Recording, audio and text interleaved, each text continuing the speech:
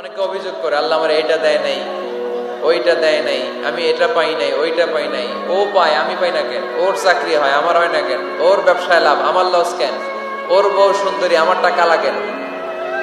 আছে না নাই? না, অভিযোগ করবেন না। আপনি যে অবস্থানে থেকে অখুশি, আপনি যেই অবস্থানে থেকে আল্লাহর কাছে অভিযোগ করতেছেন, আপনার এই অবস্থানে আসার জন্য অনেকে আল্লাহর কাছে দোয়া করতেছে, ঠিক কিনা? কিন্তু আপনি এই অবস্থানে খুশি না।